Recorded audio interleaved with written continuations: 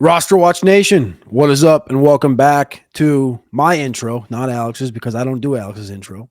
It's Cody and the Trash Man today as we head into the 4th of July weekend. Trash Man, we haven't talked extensively about the Dynasty rankings in a couple of days, maybe a week or so on a show, but we're here. Alex is out of office for a couple days, maybe a week on vacation. So it's you and me, or you and I, or me and you on the pod and on YouTube talking tight ends because there's been some tight end news here in the first week of July. How you doing? I can't complain. Ready to talk football. So let's start off first and foremost with this Darren Waller thing because I swore, and I listened to a lot of podcasts, a lot of YouTube videos, things of this nature, and That's your first problem. Well, I swear that, like, I think it was a month ago, Darren Waller went on John Gruden's show 3 months ago. Full interview. Darren Waller, full interview on the John Gruden Barstool channel. Now, Waller played with Gruden in Las Vegas or Oakland. I can't remember which one it was, back when Gruden was coaching, right? And anyway, Waller was on the show 3 months ago, and he was talking about how mentally he was retired well before he actually retired, and that while he was in New York, he was just unhappy and yada, yada, yada, yada, yada. And now, 3 months later, he comes out of retirement and he's traded. His rights have been traded to the Miami Dolphins from the Giants for a 6th-round pick.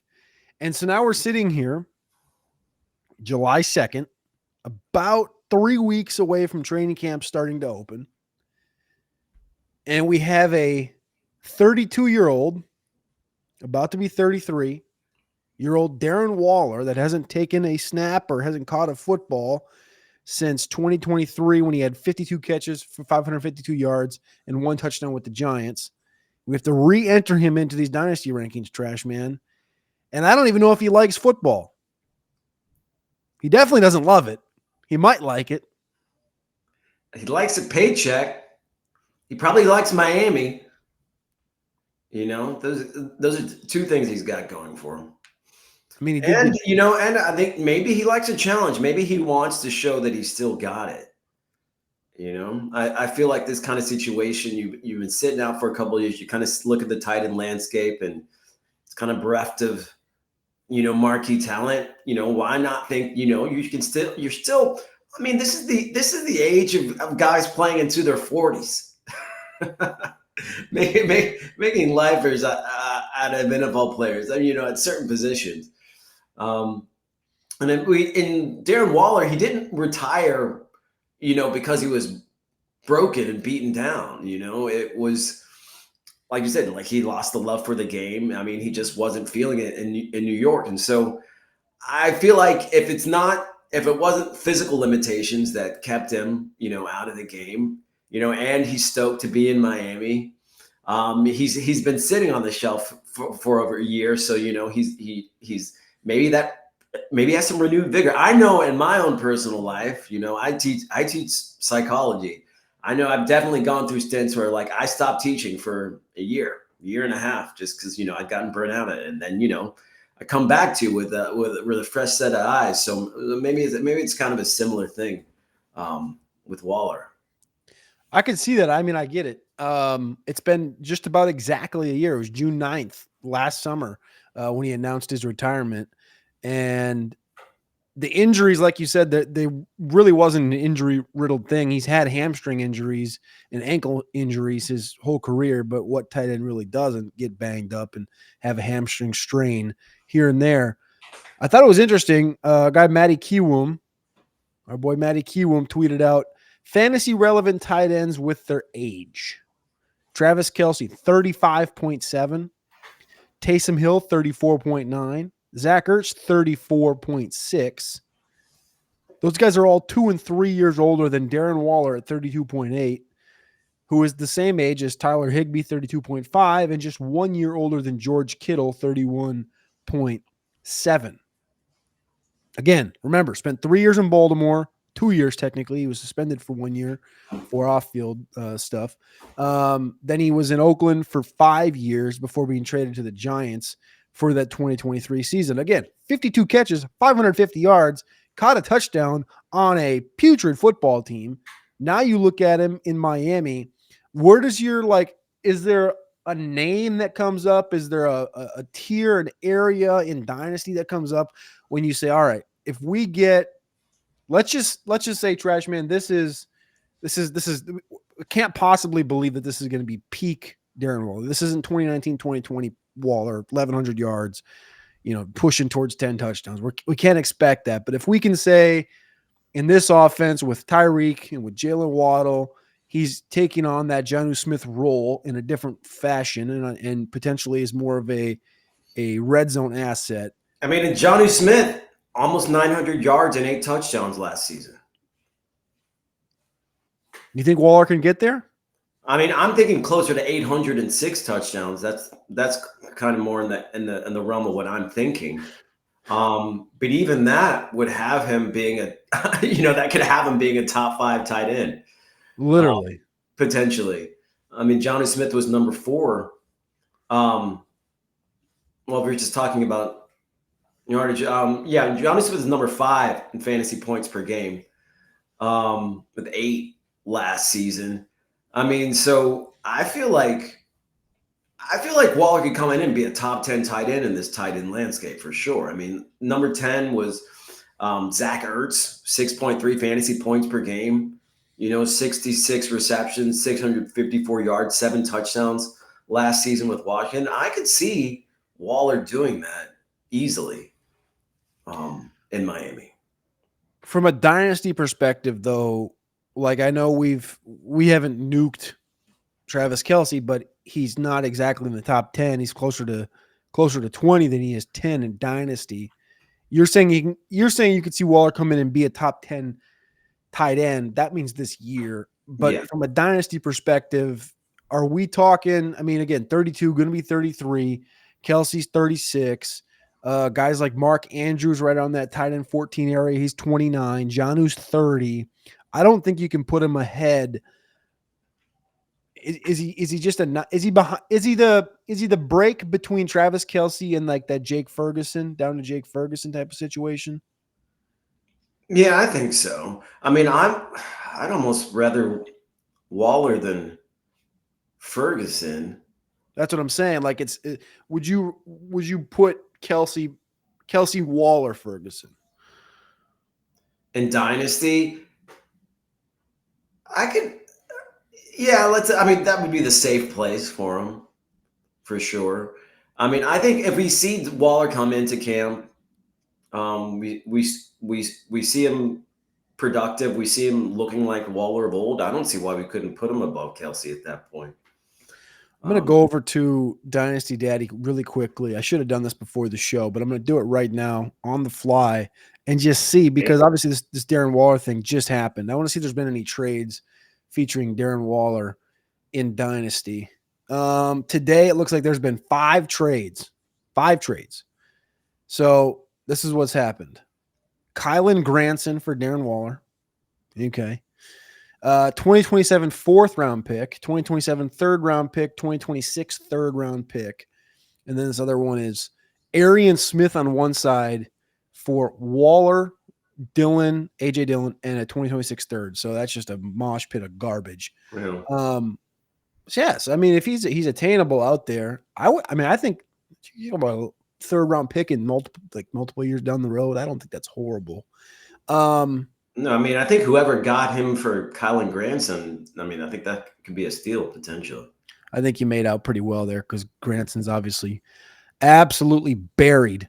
Somebody who is potentially buried now, I mean, I don't know, because Jonnu Smith was traded in this Minkah Fitzpatrick, Jalen Ramsey thing to Pittsburgh.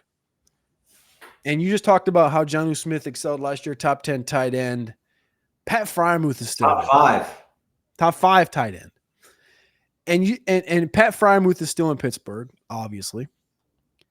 Pat Freiermuth is 27 years old, 6'5", 265. He's your prototypical tight end. Yeah, he can block, but he's a pretty damn good pass catcher as well when he's in space. They also have Darnell Washington, 6'8", 300-pound tight end that has been the guy that's pass block or run blocked for them. Feels like awkward situation for a Freiermuth in this Pittsburgh offense that now you do look at Aaron Rodgers and his career with tight ends. You go all the way back to his time in Green Bay. It was always the Jermichael Finley, the Mercedes Lewis. It was the big lumbering 265-pound tight end. So that would favor Freiermuth, but now they bring in Jonnu. You think this Jonnu thing is going to tell us more about, hey, they need a wide receiver 3 and Jonnu can move around like he did with Arthur Smith in Atlanta, or that this is about Freiermuth? I mean, well, they did say that they plan on using Smith as a fullback, as a slot wide receiver, in addition to tight end. I think they're going to move him around, and I think that's why they got him, because they don't necessarily have a really strong second receiver or third receiver in that offense. They don't really have a really domineering red zone presence after DK Metcalf. So I feel like Jonnu Smith is going to fill in all those blanks. At least he's going to score a lot of touchdowns this season. Freiermuth, I think he's going to play more of a traditional role. And I think that with Freiermuth, we thought he was going to have a step up this season. We thought he was going to make a leap potentially this season. And obviously that's not going to happen now. I think he'll still get used to that. I think it might be similar to the situation in Buffalo, where you have 2 good tight ends, and one just generally out produces the other on a week-to-week basis, just based off of where they're playing them and the red zone presence there. So I think it's more about Smith and what they can do with him, and having this new toy to play with. Freiermuth has, as much as I respect him as a player and as like him, he's never really been a premier tight end. Even with the opportunities had there in Pittsburgh, and it looks like we may never see that come to fruition. Do you know what the difference is, Trash Man, between Jonnu Smith and Jordy Nelson from an overall athleticism perspective? Maybe about 30 pounds. Yes, 31 pounds as far as their combine numbers coming in. Jordy Nelson was a second-round pick. Jonnu was a third-round pick. Jordy Nelson, 6'3", 217. Jonnu, 6'3", 248. That was his drafted weight. Wouldn't surprise me. Is it really 30 pounds, the difference? 30 pounds, yeah. Good at football. and the 40-yard dash speed, Jordy ran a 4.51, Jonnu ran a 4.62. But when you look at the speed score, 89th percentile for Jordy, 84th percentile for Jonnu. And I know people are saying, what the hell kind of a comparison are you making here? But what my brain goes to is, obviously we know what DK Metcalf is. He's more of a stretch alpha than anything. It's like, I'm looking for what role can Jonnu fulfill for Rodgers. And I don't think it's quite a Jordy Nelson, but I don't think it's quite a Randall Cobb. And if it could be some concoction of both, I mean, what it's are we talking James about? Jones. James Jones. There you go. That's another one. That's like just a bunch of these guys that really don't get the flowers that they really deserved. And I don't think we have to look at Jonnu Smith a little bit different. And he's here for a reason. I don't think they just went out. And now I'm not trying to put control in Rodgers' hands, say Aaron Rodgers did this, but I have to believe the fact that Aaron Rodgers said over the course of the last 3 months, he's talked to Coach Tomlin every week about potentially joining the Steelers. I don't think he lied about that. And if he didn't lie about that, I would have to believe that there was probably some communication in saying like, hey, what do you think about playing with Jonnu Smith? I don't know. Just my thoughts. But anyway, what does this do to Pat Freiermuth? And as far as seasonal, I'm pretty sure this takes him out of being touched.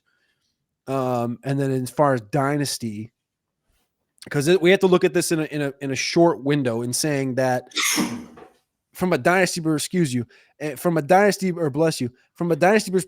Freiermuth, 27 years old. Aaron Rodgers is going to be out of this offense in a year, and it's going to be Will Howard's show. Maybe. So if it's Will Howard's show, Pat Freiermuth is 28 years old. Jonnu's gone. Rodgers is gone. We're right back to square one. with Freiermuth now back in a seat? Like, is this do we just like hold with Pat Freiermuth, stay here in Dynasty, and then a year from now, if you got him, you just got him? Or what's your kind of thoughts on what to do with Freiermuth in Dynasty if you have him? I mean, my initial thought is to bury him, but that may be a bit premature. We haven't seen Jonnu go to the Steelers. We don't know how this is all going to shake out entirely. I feel like it would be presumptive to just drop him out of the top 250 entirely. But he's not somebody we're thinking. He's not going to be somebody anybody's thinking about, to be honest. So I don't think it really matters that much how far we drop him down. I don't think it's the kind of situation, the kind of move that's going to affect many people's rosters at this point. Well, I mean, you're talking about. I mean, Pat Freiermuth's a damn good tight end, and what I'm saying is there are a lot of good tight ends who are just buried, or are not getting the opportunities that they would need to be viable fantasy options. That's not as much of an issue. It's all about opportunity, especially with tight ends. We think about somebody like Isaiah Likely, who's an excellent tight end, still stuck there with Mark Andrews at the forefront in Baltimore. In another situation, he would be a marquee tight end somewhere. But opportunity, and the lack thereof just dictates that he's not he's not a top priority. Let's talk about that situation, because I had this written down as well. For seasonal, Isaiah Likely right now is around 178 overall in ADP. Mark Andrews is, where did he just go? He's 79. So he's 100 spots higher than Isaiah Likely is in seasonal. In Dynasty, where we currently sit today, we have as a consensus Isaiah Likely at tight end 14, Mark Andrews at tight end 16. Andrews is 29, Likely's 25. We saw early on last year what Likely looked like. The receiving room in Baltimore added DeAndre Hopkins, and it looks fantastic on paper every single summer, but it doesn't end up ever doing shit. Well, because it's Baltimore.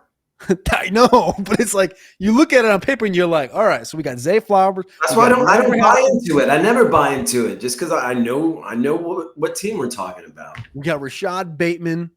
They brought in Devontae Walker a year ago. Tylan Walls is hanging around. Like, these are like fun names that we looked at in the pre-draft stuff. I love LeJohntay Wester, but Anthony Miller's on the roster still. Come on, baby. It's like music analogy. So like Neil Young, plays really simple, stripped down music. He used to hire the best jazz drummers, some of the best jazz drummers in the world to play with him and play the most simple stuff. It's just like, you never got what you would want out of those guys, just because the team, it didn't require it. And so like, I feel like with Baltimore, you're adding all this talent and it feels good and it makes the team better overall. You got better players. The team is better, but you don't necessarily have to use them like other teams are using them, and you can still win it. Yeah, you're talking about it from a perspective that you can still make a good hit. Like, you look at the Ravens; they can still win 14 games, but for our perspective, it's a no-go. It's a zero, essentially, unfortunately. But with the tight ends, Mark Andrews and Likely here, I mean, I tend to say just fade both in seasonal. And in Dynasty, I think it's just a waiting game, which is weird because it's like you should still be taking advantage of Mark Andrews in his age 29 season. I mean, yeah, it's hard to fade Andrews in a seasonal just because maybe this is his last season. Maybe maybe they run the wheels off of him. And last season, what he had 673 yards, 11 touchdowns. I mean, that's a good season out of Mark Andrews, and you don't want to miss out on that entirely. I feel like if you can get value on Mark Andrews and seasonal, then definitely do so. But yeah, I because with Waller coming back, and it just adds one more guy who you could potentially put in that mix too to take there. Instead of an Andrews, or likely that's probably going to get, more targets or maybe more consistency throughout the season. But this tight end landscape, it's still not what we want it to be. It's still not something ideal. So I mean, you're still going to be able to consider Andrews. You're still going to want to need to consider Andrews, especially in season-long leagues. I mean, in Dynasty, like you said, likely offers the best outlook, if we're just looking at a long-term kind of thing. But he's the kind of guy, like, you're not expecting that much out of him this year. And like, and if you do want him in Dynasty, you have him in Dynasty, it's just kind of a wait and see kind of thing. Mark Andrews over the last 2 seasons has fewer receptions than Kittle, Kelsey, Laporta, Jonnu, Hawkinson, Njoku, Evan Ingram, Brock Bowers, Cole Kmet. Note there with Brock Bowers, he's only got 1 season on the books in that. 100 receptions, which is exactly the same as Kyle Pitts. Within that, all those names I just listed, he has 1,217 receiving yards, which is 9th amongst that list. But he has more than 3 times the receiving touchdowns as TJ Hawkinson, more than 3 times the touchdowns as Evan Ingram, more than double the touchdowns as Travis Kelce. He just hangs around, man. He had, like you said, 11 touchdowns last year. He's got 17 the last 2 seasons, which is tied with Sam Laporta for the most amongst tight ends in that time frame. He's 29 years old, and it's, I mean, the Ravens haven't added, another red zone presence in there. And then receive. I mean, like DeAndre Hopkins, it's arguable, but I mean, like, they really don't have another guy, who I think who would leapfrog Andrews in that red zone totem. And that's just like not really Likely's game. Likely's game is, when I think about it, this might sound dumb, but like he's like a between the 20s type of a tight end. He's a guy that's going to act more as a receiver and gain you yards than he is going to be a winner in the end zone from a savviness perspective. Like you think of a Kelsey or you think of a Mark Andrews. One name I brought up on that list is Kyle Pitts. And I brought Kyle Pitts up for one reason, because we did a show a couple days ago looking for values in the later rounds, and you brought up Michael Penix, and I brought up Kyle Pitts, and both of these guys are going off incredibly late, 13th round, both of these guys, Michael Penix and Kyle Pitts in Atlanta. Yesterday, I was talking to Alex on the show, and he said that he did not think Atlanta was worth the squeeze to go to for a training camp tour. Mind you, Atlanta's the second closest team to me. To me, it's one of the teams you want to go see. I mean, like, young quarterback, some questions there. Yeah, that's who you want to go out to see. I mean, forget all these teams where you know what to expect and everything. You want one of these young-led teams that can potentially have a breakout year for a lot of players. From a tight end perspective, Kyle Pitts right now, I mean, literally buried. Like my cousin listens to the show back in Minnesota, and it feels like every other day he's sending me a screenshot of a draft he's doing on Underdog or Fast Draft or ESPN or Yahoo, wherever, and it's like Kyle Pitts, Kyle Pitts, Kyle Pitts, Kyle Pitts, Kyle Pitts, and I'm like, man, what the hell? He's going off like tight end 17, tight end 18. And again, talking about another young tight end in Dynasty, Kyle Pitts, who 25 years old, we still have him sitting here, consensus tight end 12, right on the, you have him on the fringe top 150. I have him just a few spots over top 100 in Dynasty 1 QB right now. Tight end 12, 25 years old in this offense with London, with Penix, Bijan's, of course, the horse in that offense, but I feel like people have, and correct me if I'm wrong, do you think this? Do you think that people have jumped the shark on just like, I think my brother said it best a year ago, maybe. He said that Kyle Pitts is on a freight train going off the edge of a mountain with a never-ending track, just like he's just doomed. Like he's just not going to succeed. It's like the 2022 season sticks too close to people's minds. He's got, the last 4 years, 1, 2, 3, 4 touchdowns receiving, like 600 yards back-to-back years. He had that 1,000 as a rookie. Like, I just feel like people have gotten too far out on this Kyle Pitts hate. And now at this point, he's, tight end 17, 18 in seasonal. I mean, you're talking about guys around him like Freiermuth, and that Freiermuth pre Jonnu Smith becoming, a Steeler. You're talking about tight ends Hunter Henry, who actually is a value. Zach Ertz, like he's in this area where I just don't think this shouldn't be where he's at in this conversation. It shouldn't be, but okay, great. Get him at value. Get some value on Kyle Pitts. I mean, like, have everybody sleep on him. Take him late. He's in a position where you don't have to pay up for him. It's not going to be a big risk to get Kyle Pitts in any format, really. So get him late. Take him. Hold on. Use the last spot on your bench for him. It doesn't really matter. The fact that you can get him to me, this just says you can buy low on Kyle Pitts and he can end up paying off for you. I like that. All right. Rookies. What rookies this year? Do you have any expectations for these rookies into 2025? We got training camp coming up in a couple of weeks. You'll probably go see the Bears and the Colts on your adventures, and you're going to see both Colston Loveland and Tyler Warren, hopefully. We also have Terrence Ferguson in Los Angeles, Mason Taylor with the Jets. I'm intrigued to hear what comes of that. And then Gunnar Helm with Tennessee, among some names. Do you have expectations? Like, obviously, Dynasty, we have expectations, but like from a seasonal perspective, should people have expectations heading into training camp for any of these rookie tight ends? I mean, for me, Colston Loveland comes to mind. And that Bears offense,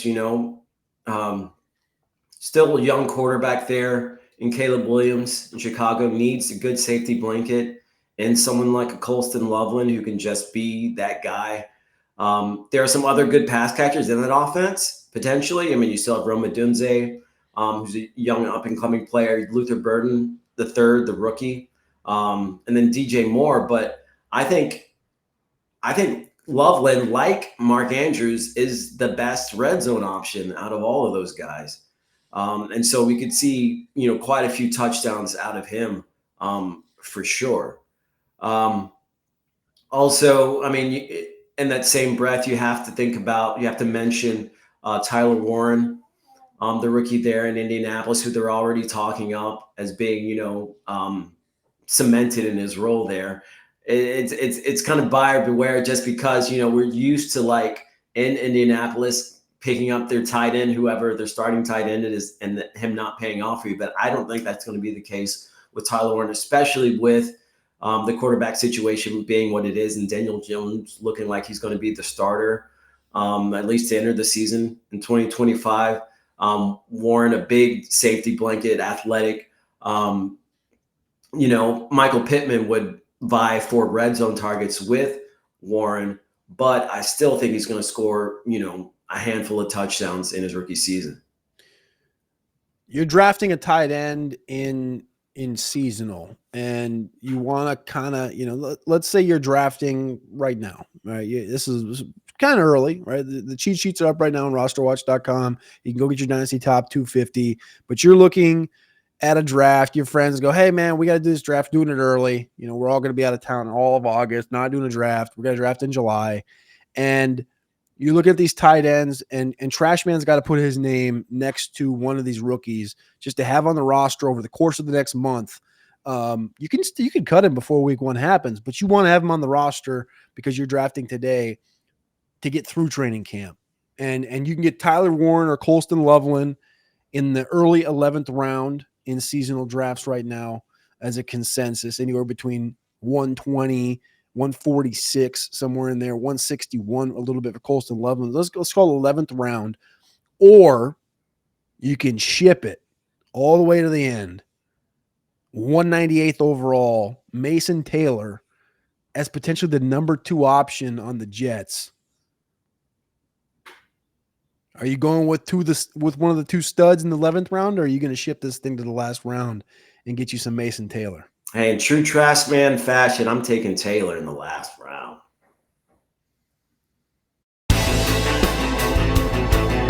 This is Anthony Richardson, and you're listening to RosterWatch. This is AJ Brown, and you're listening to RosterWatch. This is Josh Allen, and you're listening to RosterWatch.